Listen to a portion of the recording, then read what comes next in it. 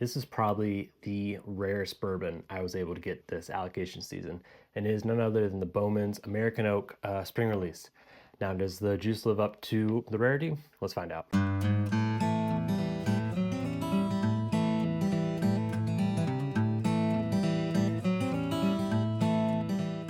Welcome back to the Bourbon Retriever, and today we are reviewing the latest release from Bowman, their Abraham Bowman's American Oak. Now, the Abraham Bowmans, these are their one-off experimental releases. They have the John J. Bowman, which is their single barrel. The Bowman Brothers is their kind of batch product. And then their special releases, they have the A. Smith Bowman. Now that is their cast strength releases. They've done 3 of those. But the Abraham ones, they've done a couple of them. I think this is number 24, but they're all kind of one-offs, different finishes, different mash bills, different things you're kind of just playing around with to see what works. So I went to go pick it up. They gave you this nice little bag here, but it also came with a letter giving a lot more details about this release. It's really cool the amount of information they give you here. You don't typically get this much information on many other releases, but the cool thing about this is they're actually trying to figure out how much the oak impacts the whiskey. So this is the second release in this series. They actually have it somewhere around here. It is the French oak one. They released the French oak product early this year. I want to say it was sometime in the spring, maybe February or March, April, something like that. But these are supposed to have a lot of the similar specs. Same warehouse, distillate, juice inside, mash bill, but they're trying to figure out just how much oak impacts the flavor. So I think that one also had a letter. Yep, here it is. I went ahead to go find that letter, but I just want to check to see the specs on them, see how much different, how much similar they are. But they were both distilled at the same time, roughly in June 15th to 18th of 2012. They released this year. The differences though, which I'm a little disappointed on the French oak, is they released that one at 100 proof. This one, the American oak one, is coming at 135 proof, which I'm much more excited about that. I wish they released them both at the same proof. If you're really trying to figure out how much the wood impacts the flavor, it would be nice to taste them both around the same proof. But use the same corn, distiller grade 1-2, same malted barley. They came off the still at 143 proof. Went into different types of oaks. Again, this one's American oak, that one's French oak. They did different chars though. This one, the American oak is a char 3, whereas the French oak is a char 4/no char. Now they both had the same barrel entry proof of 125 proof, used the same size barrels, 60 gallons, came from one of the warehouses A and K, and they both actually had about the same evaporation loss of 76.2%.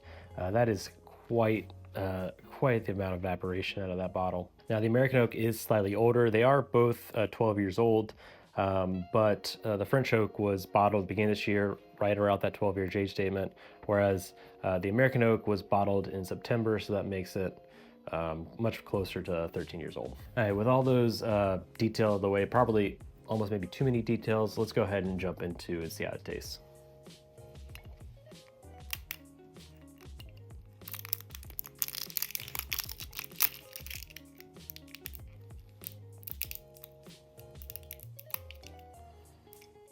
All right, I'm struggling with that last little piece of tape. It's gonna stay on there. I'll deal with it later.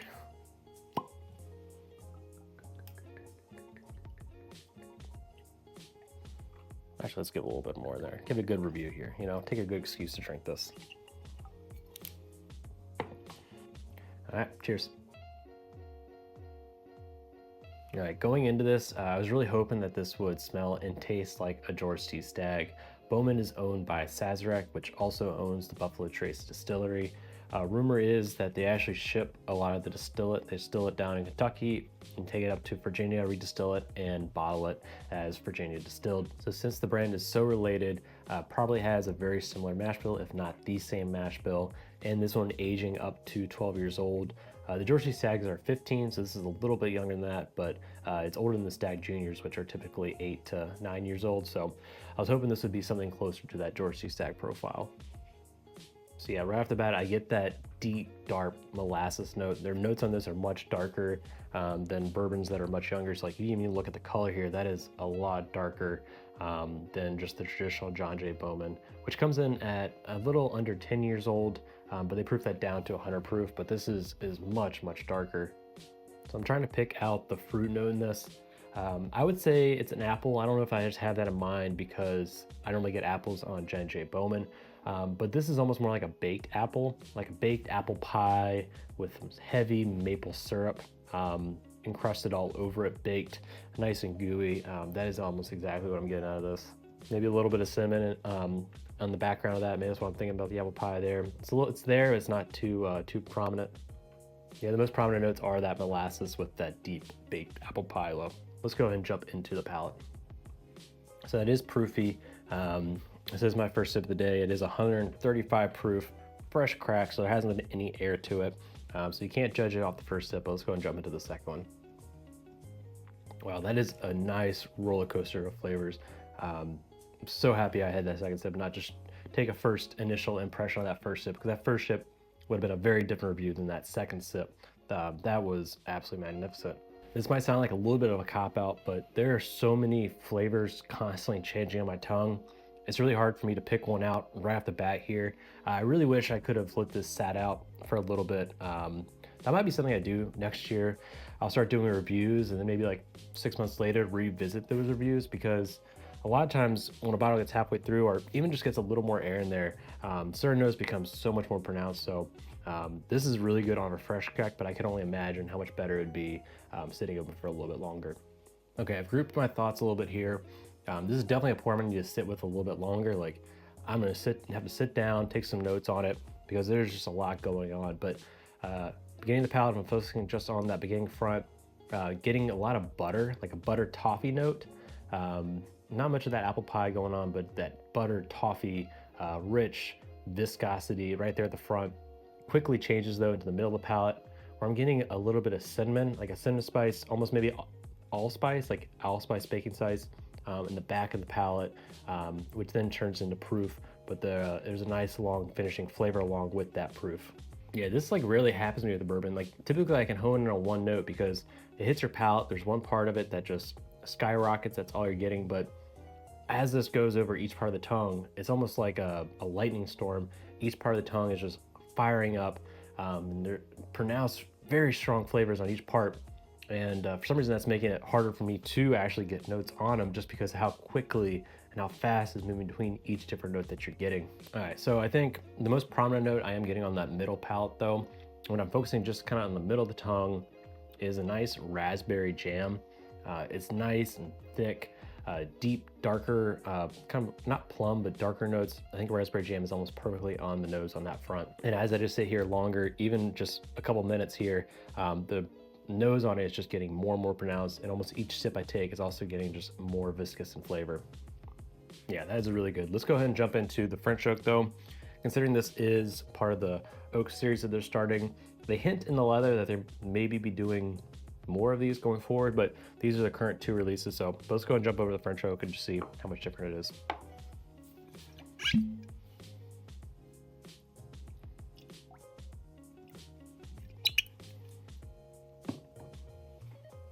All right, cheers.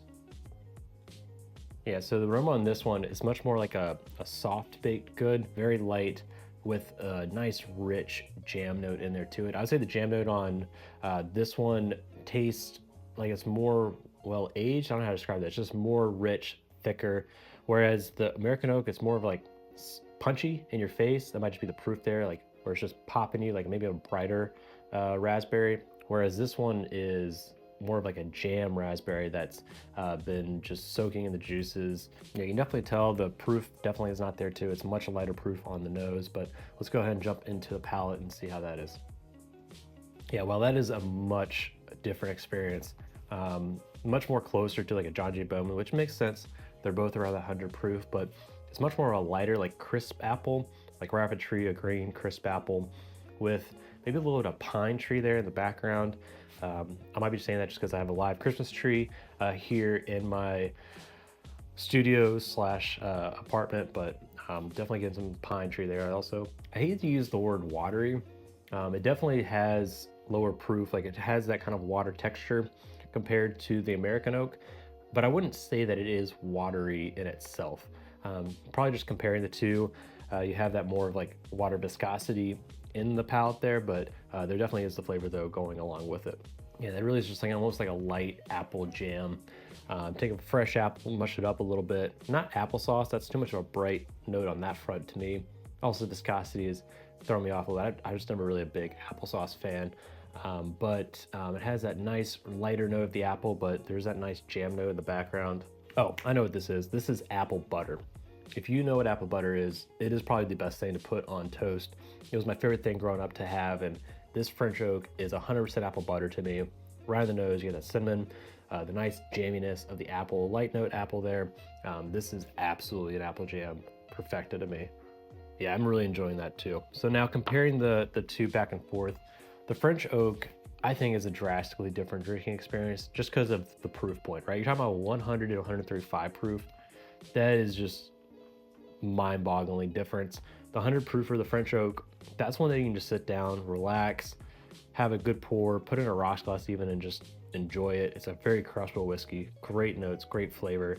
However, the American oak, there are a lot more things going on. It is much more complex, much more thinking that goes involved into when you're sitting down and drinking it.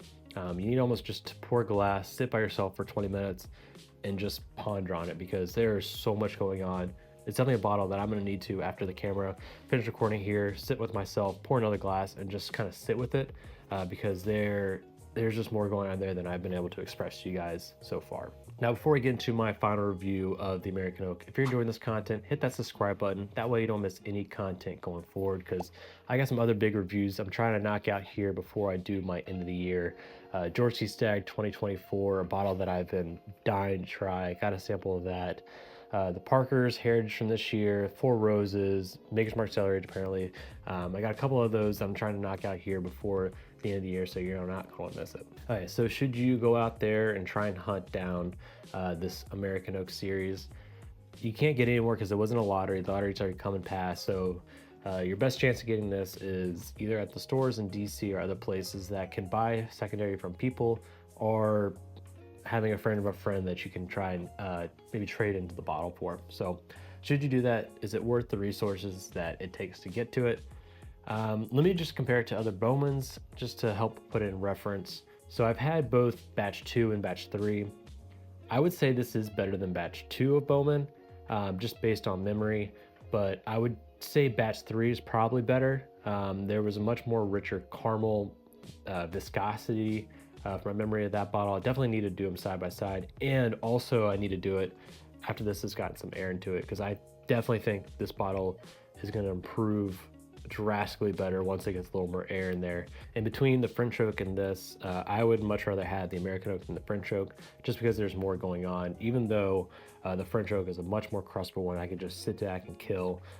Between the two, I think the American oak is the better one. So I'm happy with getting it at the $80 price tag. It was at the distillery. $80, an absolute steal for a 12-year-old 135 proof bourbon. You can't beat that. The secondary on these are closer to like the $500 range. I wouldn't do 500. There are far and a few bottles that I would actually say pay top secondary for. I'm trying to think like what I would pay for this bottle. You know, up to 200 I think would be a very fair price for this bottle, but up much more than 2 I would have some hesitation, but I think that's just bourbon market in general. There are many bottles out there that I just would have a hard time paying over $200 for. So that's my review of the Bowman American Oak. But if you're enjoying this content, before you head out, check out this video or this one. Until next time, cheers.